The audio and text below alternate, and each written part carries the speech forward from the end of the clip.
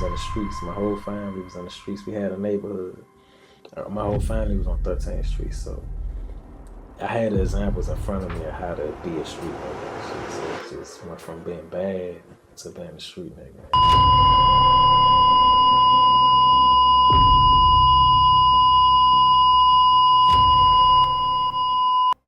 Today we have young E-Class. Welcome to Trauma Unit. Trauma can be defined as a deeply distressing or disturbing experience that overwhelms an individual's ability to cope, leaving them feeling helpless, fearful, or out of control. Trauma can be caused by a single event, such as an accident or a violent assault, or by ongoing experience like abuse, neglect, and so many other things.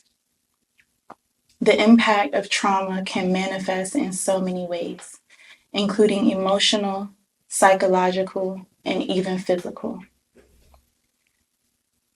Young E-Class, I want you to take a moment and take me back to your very first memory from your childhood that has had a negative impact on your life and that has caused trauma. Dang. Earliest memory could be my relationship with my grandmother, with my mother's mother.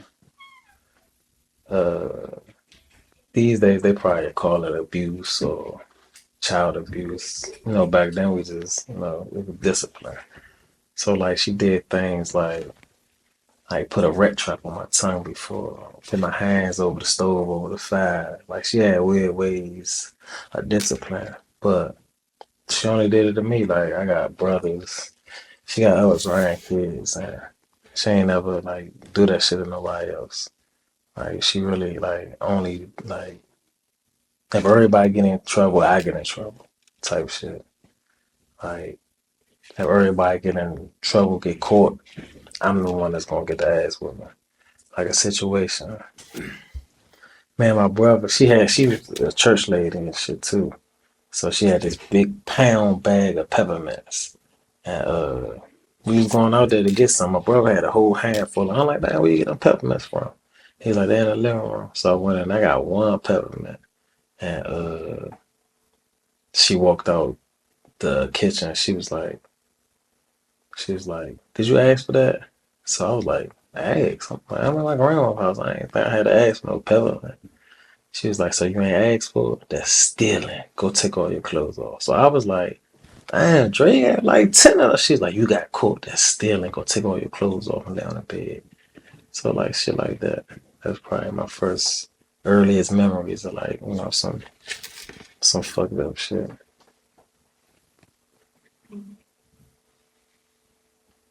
How did that make you feel? I think that's the first time I felt like isolated anger. Like because I was the only one that was getting like the physicalness of them situations. Like, yeah, she may say something to somebody, but I always got touched or hit or hit with something. So it made me feel like separated. It made me feel separated from my siblings, separated from my household, separated from my family. It made me feel like, oh, like I wasn't a part of because I was the only one that was getting beat. So yeah, it definitely it just put me on the island for real, for real. And how old were you when it first happened? When she first hit you or when she first punished you? Do you remember how old you were? It's the earliest of age that you could remember. We could say 5, 4, 5, 6. Because I know when she put the red trap on my tongue, I was in like second grade. Because I remember it by grades. So however old you is in second grade, I was in second grade when she did that. I was in second grade when she put my hands on the fire.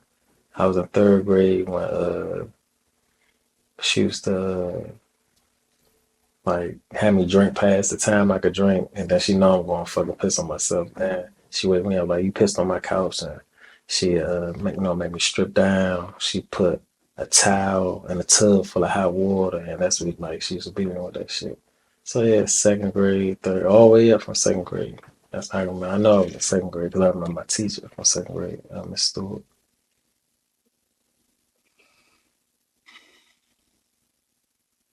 What feeling did you have knowing that you were the only one receiving this abuse from your grandmother? Because you said your siblings, they didn't get the same treatment. Did that make you feel jealous or envious of your siblings? Did you question, why is she just doing this to me? Yeah, yeah, it made me it made me look at a few things because my oldest brother and my mother, they had the same last name. And me and my other brother, we had different last names. But both of my brothers look like my mother.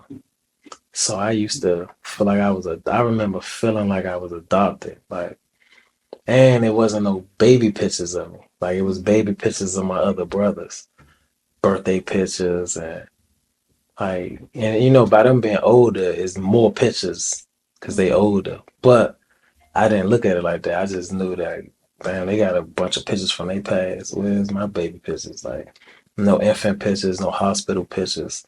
So that connected with that. Like, am I a part of that? Was I adopted? And then, seeing films like Matildas and them type of films that had you feeling like, damn, am I adopted? Like, I don't look like them. I look like my father. I look like my father's mother.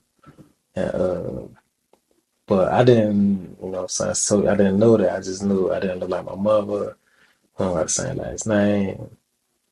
And everybody just looked at me as the bad child and I'm like, they don't understand shit I'm doing. Shit. So it was definitely created like a separation, like a division between like how I view my siblings and how I view my mother, even like why you protect me or whatever. So hold this on this phone so it won't keep buzzing. But yeah, it created a separation. It created a separation at an early age. Like when I grew up, like my friends, even my family on my father's side, they didn't even know I had brothers because I didn't carry it like a person that got older brothers. Mhm. Like I didn't get in a fight and be like, I'm gonna go get my big brother. Like that was never me because I never really, looked at it like that for real. Wow. So usually, you get the most love from your grandparents, and even more specifically, your grandma. That's supposed to be, like the person that spoils you the most. Grandmas are usually, this idea that grandmas just, they love you more than their own kids. Mhm. And so, with what you've experienced, I know that a lot of hurt came from that, a lot of sadness, a lot of trauma.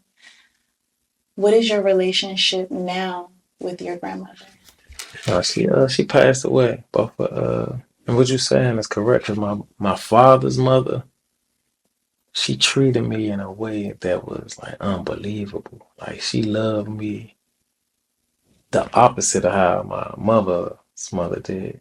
Like on that side, when everybody get in trouble, everybody get ass whoopings, but I don't. Like she never beat me. I was never wrong. Everybody used to hate it, but I didn't understand it. But she did it because she knew a lot of people didn't like me for whatever reason they didn't like me. I know a lot of people didn't like me because they didn't like my father. That's what I understood from my mother's mother. She didn't like my. She had a bad situation having my father. I looked just like him, so it might have been that. But I do know when I was while I was locked up. She passed while I was locked up, and she asked to talk to me before she died. And I always feel like she probably wanted to cleanse her sins before she, what I'm saying, made that transition. And at first I was like, shit, man, don't try to holler at, what I'm saying, don't try to holler at me now. But I gave her that. I talked to her. What I'm saying, I said her apologies. But I know when I got incarcerated, She came to see me. I was shocked. I was like, damn. Like she came to see me. She even offered, to give me some lawyer money. So I don't know. It could have been some strange twisted love there, but I know for me, it scarred me. Like I could never. I remember when I hit that age of like, telling my mother like I ain't going over there no more. And she was like, "Well, you can't tell." I'm like, "I'm not going over there no more. Like whatever I don't care what you gonna do. Punish me, you beat me, you take something away. I don't give a fuck. I'm not going over there." Because I never felt the sense of being wanted over there. I never felt the sense of like, oh, hey, grandbaby. You know what I'm saying? Like when I went over there, shit felt like slavery. Like she making me do some or making me eat some. I tell her like I don't eat it. Like I don't eat string beans. So a lot of people like, nah, string beans be good, or you don't like my type of string beans. They don't know what I went through with string beans with my grandma. So it's not even a food for real, for real. It's literally like I went through some things by just telling her I don't eat string beans. So yeah, it's so it probably always gonna be a certain kind of way with me, but because I love my mother, so I let her have I let her mother have that when she when they call me to talk to her. Yeah. So, when these things were happening when you would visit with your grandmother, did you tell your mom? Did you tell her what was going on or how you felt or some of the things that was happening when you were with your grandma? She seen it. Like I didn't have to tell her. Like she didn't hide it. It wasn't that type of situation where it get done when the door closed. Some people's situations be like they act like they fuck with them, but then when the door closed, they treat them like it happened out in public. Like I had used to have a rat tail when I was a kid. Like I'm not mad that she cut it, but back then I was. But like the shit that they had on BMF with Big Meech and them, I I had one of them, and she just cut it. I still got it to this day because it was in her Bible when she died. My mother got the Bible. My mother passed. I got the Bible, and I still got the head. She ain't asked nobody. She don't know why I had it. I went over there. She seen it, and she got some scissors, and she cut it. Like, so then when I came home, my mother was like, "What the fuck?"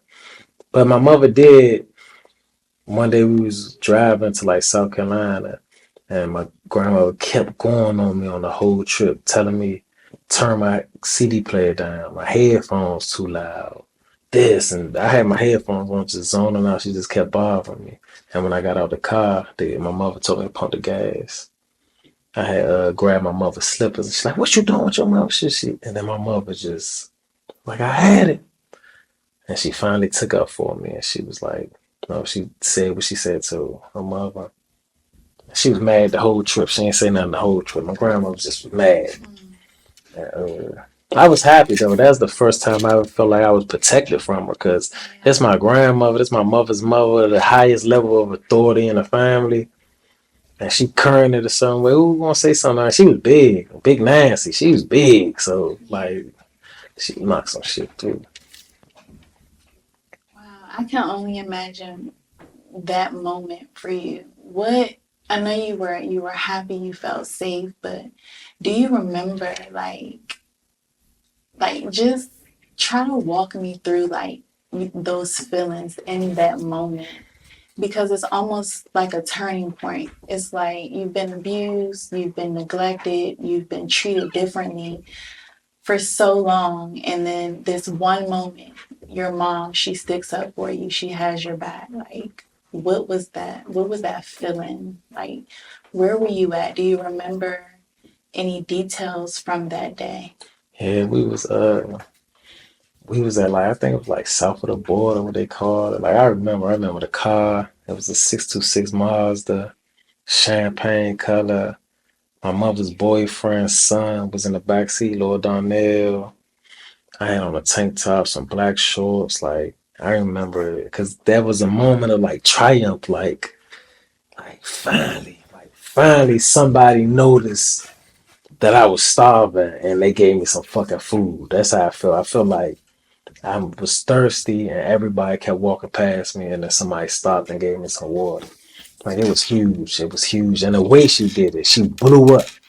and it showed me that she must been feeling that way. Mm-hmm. So I was like, damn, my mother do love me because I went through a phase in my life thinking my mother ain't love me. Like I went through like I only it was a period in my life from like second grade to like ninth grade where I thought the only person that loved me in my family was my father's mother, my other grandmother. Like I used to really feel, and then we grew up like we grew up child poor. We was we living on Rum Street around Northeast and dirty, kept peeing on the clothes. So I already was looked at as like the dirty cousin. We had roaches, so when all the cousins are running to somebody's house, they'd stop me and be like, "Take your clothes out of the bag, shake them, and put them in this bag." So like I never felt like no type of love. I didn't. Then you don't really understand love fully at that age, so that made it even worse. So when she did it, I was like, damn, like I felt protected. I felt like she quenched my thirst. I felt like she finally stepped up for me, and she put her foot down, and it just I felt good. I was smiling so hard, man. And my grandma was so quiet. I never been around her and she wasn't yelling at me or giving me a command or a demand or disciplining me or chastising me verbally. I never been around her and she was quiet. Like if I cough around her, go get some water. If I sneeze, go spit. If I anything I do, if I don't blink, blink. If I blink too much, stop blinking. Like you know what I'm saying? So it's just it was just a moment that really just stuck in time for me, and I was like, "Damn, my mother probably do fuck with me and shit." Okay. So thank you for sharing that because I know trauma is not always easy to talk about. You mentioned that your grandmother called you while you were in prison. And I want to talk about that. But before I get there, I want to talk about leading up to prison. What type of child were you? I know you mentioned, you got into a lot of trouble. Talk to me and walk me through that journey of young E class as a child, getting in trouble, and some of those memories you have. And, and far as my far as, far as my view on it now, because hindsight always 2020 is like that love and stuff that I didn't feel when I was bad or acted out. The attention that I got filled the space of where that love was supposed to be at. So it's like I was like, damn, they fucking with me. Like I ain't just the little dirty nigga no more. I ain't the nigga that I remember this girl named Vicky. Man, one time she joned on me so bad. Like I started crying. Like I went home crying. My mother thought I was getting bullied. And I told her like, nah, Vicky was joning on me. Like and she just she was working, she was trying to survive. She was, dealing with her demons, so she couldn't even. But academically I was I was I was just sharp in science. Like I won a science fair. I won regional, national. Went to go get my award.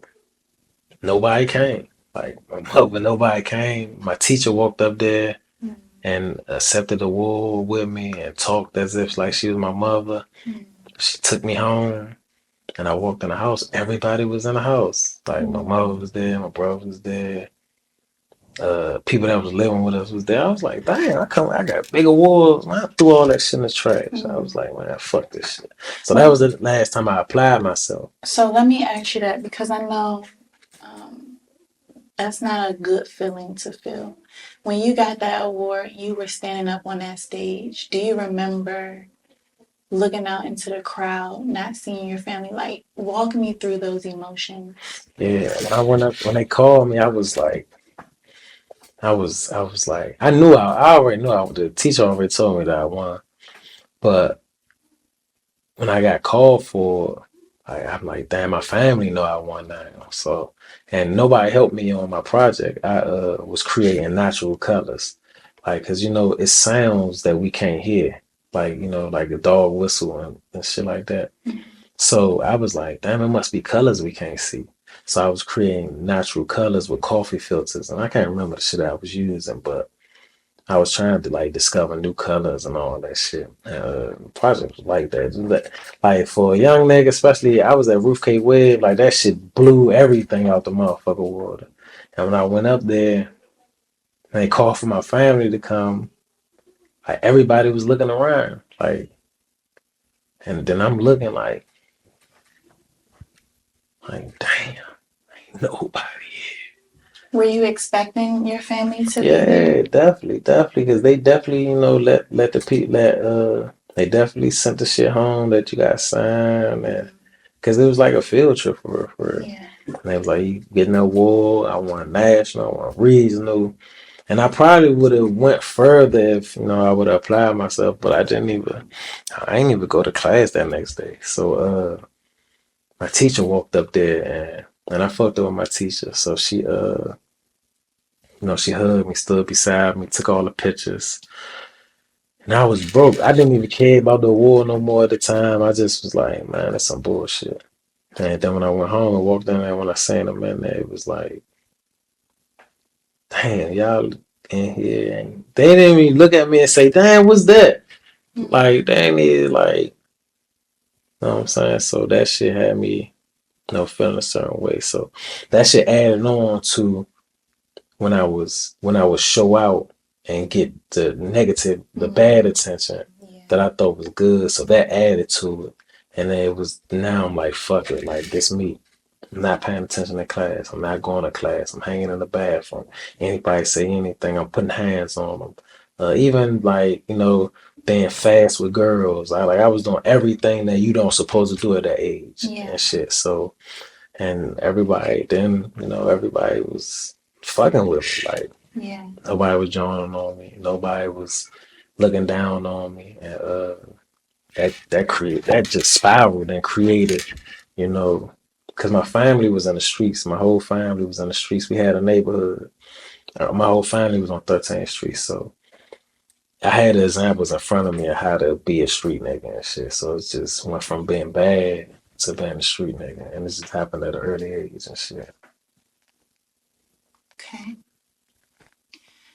So I definitely can understand that thought process, right? Like you're doing good, you're doing the good things and nobody is applauding you. Nobody is giving you the recognition that you deserve. So, hey, let me do this. And then I get all of this attention. And even though it's not the best attention, it's attention.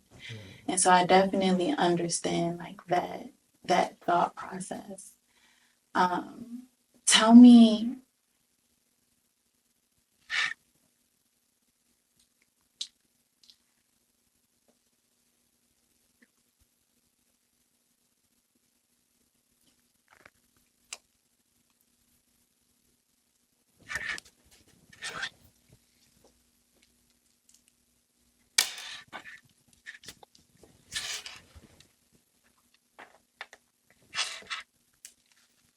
What?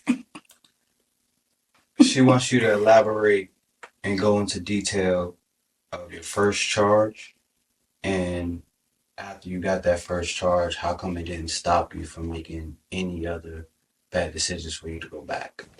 Okay, so I'm gonna come back in with that same question. How old was you when you got your first 11. charge? 11. Okay. So I can just pick up off of that. Okay.